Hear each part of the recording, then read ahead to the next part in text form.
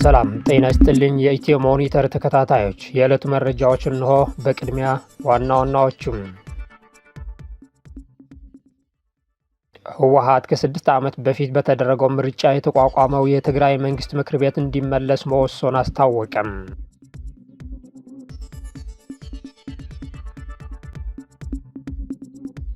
የህወሓት ውሳኔን ተከትሎ አቶ ጌታቸው ረዳ ከፍተኛ ትችት ሰነዘሩ።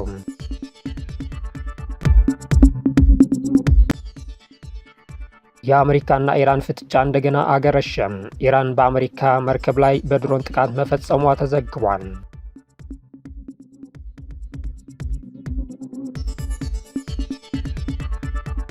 የእነዚህና ሌሎች መረጃዎች አሁን እናቀርባለን። ሰናይ ቆይታም።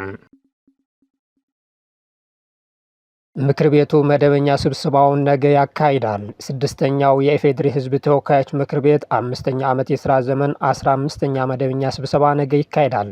ምክር ቤቱ በ15ኛ መደበኛ ስብሰባው የኢትዮጵያ አቪዬሽን ሴኩሪቲ አዋጅን ለማሻሻል የቀረበ ረቂቅ አዋጅን አስመልክቶም የውጭ ግንኙነትና የሰላም ጉዳዮች ቋሚ ኮሚቴ የሚያቀርበው ሪፖርትና ውሳኔ ሀሳብ መርምሮ ረቂቅ አዋጅን እንደሚያጸድቅ ይጠበቃል። በተጨማሪም ምክር ቤቱ የኢፌዴሪ የስፖርት ልማትና አስተዳደር ረቂቅ አዋጅን አስመልክቶም የጤና፣ ማህበራዊ ልማት፣ ባህልና ስፖርት ጉዳዮች ቋሚ ኮሚቴ የሚያቀርበውን ሪፖርትና ውሳኔ ሀሳብ መርምሮ ረቂቅ አዋጅን የሚያጸድቅ ይሆናል ተብሏል።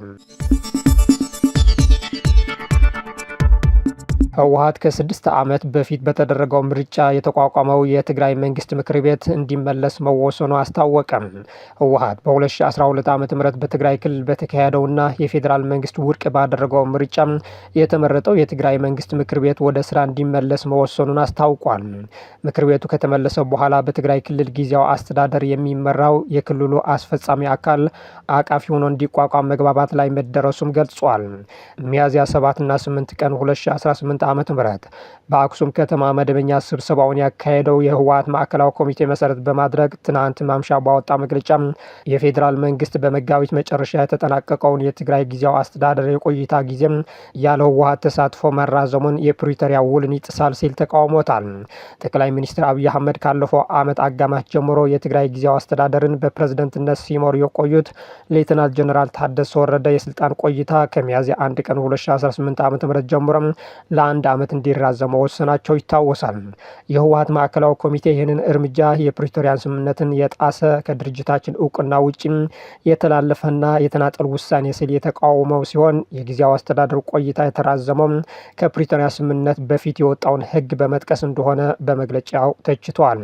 በዚህም የቀድሞው የትግራይ መንግስት ምክር ቤት እንዲመለስ መወሰኑን አስታውቋል። ይህ ውሳኔ ከፌዴራል መንግስቱ የገባውን እሰጥ አገባ የበለጠ እንዳያባብሰውና ወደ ሌላ ግጭት እንዳይመልሰው ተሰግቷል። የፌዴራል መንግስት ይሁን ጊዜያዊ አስተዳደሩ የህወሓት ውሳኔን ተከትሎ እስካሁን ያሉት ነገር የለም። የህወሓት ውሳኔን ተከትሎ አቶ ጌታቸው ረዳ ከፍተኛ ትችት ሰነዘሩ። የህወሓት ማዕከላዊ ኮሚቴ ውሳኔን ተከትሎ የተለያዩ አስተያየቶች እየተሰጡ ባሉበት ወቅት አቶ ጌታቸው ረዳ ድርጅቱን የሚያወግዝ ጽሑፍ አውጥቷል።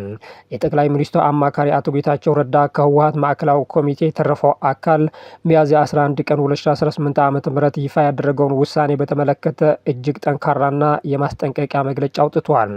አቶ ጌታቸው በእንግሊዝኛው ቋንቋ በማህበራዊ ሚዲያ ባሰራጩት ጽሑፍ የፌዴራል መንግስት የጀነራል ታደሰ ወረደን የትግራይ ጊዜያዊ አስተዳደር ፕሬዝደንትነት የስልጣን ዘመን ማራዘሙን ህወሓት አለመቀበሉና ከዚያም በባሰ መልኩ ከጦርነቱ በፊት የነበረውን የክልሉ ምክር ቤት ወደ ስራ እመልሳለሁ ማለቱን ቀጠናውን ወደ ከፋ አደጋ የሚከት ነው ብሏል።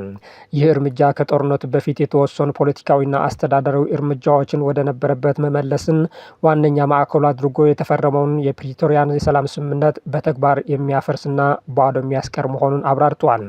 የህወሓት ውሳኔ ምንም አይነት የፖለቲካ ሽፋን ቢሰጠውም የፕሪቶሪያው ስምምነት ያመጣውንና ወደ ለየለት ጦርነት እንዳንገባ የታደገንን ተሰባሪ ሰላም በግልጽ የናደ ነው ሲሉ አቶ ጌታቸው ተችቷል። የህወሓት ውሳኔ ከፌዴራል መንግስትና ከሌሎች የቀጠናው ኃይሎች ጋር አዲስ ግጭት መቀስቀሱ እንደማይቀር አቶ ጌታቸው አስጠንቅቋል። በመሆኑም ዓለም አቀፉ ማህበረሰብ ይህንን አሳሳቢ የፖለቲካ ክስተት በአፋጣኝ ትኩረት ሰጥቶም በአካባቢው ላይ ያንዣበበውን አውዳሚ የጦርነት ስጋት ለማስቀረት ፈጣን እርምጃ እንዲወሰድ ጥሪ አቅርበዋል። የአሜሪካና ኢራን ፍጥጫ እንደገና አገረሸም። ኢራን በአሜሪካ መርከብ ላይ በድሮን ጥቃት መፈጸሟ ተዘገበ። አሜሪካ የኢራንን ጭነት የሚያጓጉዙ መርከብን በቁጥጥር ስር መዋሏን ተከትሎም ቴህራን በኦማን ባህረ ሰላጤ ላይ የሚገኙ የአሜሪካ ጦር መርከቦች ላይ የድሮን ጥቃቶችን መፈጸሟን ከእስላማዊ አብዮታዊ ዘብ ጋር ግንኙነት ያላቸው ሚዲያዎች ዘግበዋል።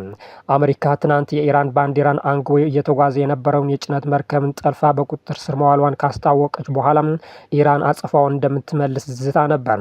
ፕሬዝዳንት ትራምፕ በሶሻል ቱሪዝም ማህበራዊ ሚዲያ ገጻቸው እንዳስታወቁት ቱስካ የተሰኘው መርከብ የተያዘው ጉዞውን እንዲያቆም በአሜሪካ ባህር ኃይል የተሰጠውን ማስጠንቀቂያ ባለማክበሩ ነው። ኢራን የአሜሪካ እርምጃ የተኩስ አቁም ጥሰት እንደሆነ የገለጸች ሲሆን በትጥቅ የታገዘ የባህር ላይ ውንብድና ስትል ለጠራችው ለዚህ ድርጊት አጸፋውን መስጠቱ አስታውቃለች።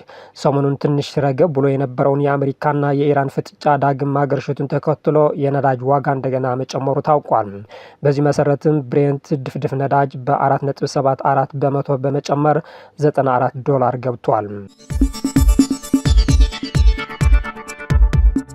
የእስራኤል ወታደር የኢየሱስ ክርስቶስ ሐውልትን ሲያፈርስ በማህበራዊ ሚዲያ መሰራጨቱን ቁጣ ቀሰቀሰ። የእስራኤል ጦር አንድ ወታደሩ የኢየሱስ ክርስቶስን ሐውልት በመዶሻ ሲሰብር የሚያሳየው ምስል ትክክለኛ መሆኑን አረጋግጦ ጉዳዩንም እመረምራለሁ ብሏል። አንድ የእስራኤል ወታደር በደቡብ ሊባኖስ የወደቀውን የኢየሱስ ክርስቶስን ሐውልት በመዶሻ ሲመታ የሚያሳይ ምስል መውጣትን ተከትሎም ጉዳዩን እያጣራ መሆኑን የእስራኤል ጦር አስታውቋል። ምስሉ እሁድ ሚያዝያ 11 ቀን 2018 ዓ.ም በማህበራዊ ሚዲያ መሰራጨት ከጀመረበት ጊዜ አንስቶም በመላው ዓለም በሚገኙ የክርስቲያን ማህበረሰቦች ዘንድ ከፍተኛ ቁጣን ውግዘትን ቀስቅሷል። ታይምስ ኦፍ እስራኤል እንደዘገበው የእስራኤል መከላከያ ኃይል በደቡብ ሊባኖስ ወታደራዊ ዘመቻ ላይ የነበረ አንድ ወታደሩም መዶሻ በመጠቀም በሐውልት ላይ ጉዳት ሲያደርስ የሚያሳየውን ፎቶግራፍ ትክክለኛነት አረጋግጧል።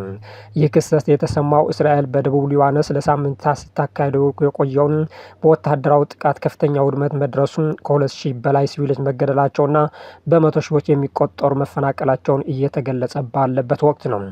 የእስራኤል መከላከያ ኃይል እሁድ ምሽት ባወጣ መግለጫ ድርጊቱን ከባድ የስነ ምግባር ጥሰት ሲል የገለጸው ሲሆን የወታደሩ ተግባር ከተቋሙ አባላት ከሚጠበቀው ስነ ምግባር ጋር የሚጋጭ ነው ማለቱን ዘገባው አመልክቷል። የእስራኤል መከላከያ ኃይል አክሎም ጉዳዩ በሰሜናዊ እዝ በተገቢውን የእዝ ሰንሰለት አማካኝነት እየታየ እንደሚገኝ ገልጿል። በምርመራው ግኝት መሰረትም ጥፋተኛ በሆኑት ላይ ተገቢ እርምጃ እንደሚወስድ አስታውቋል።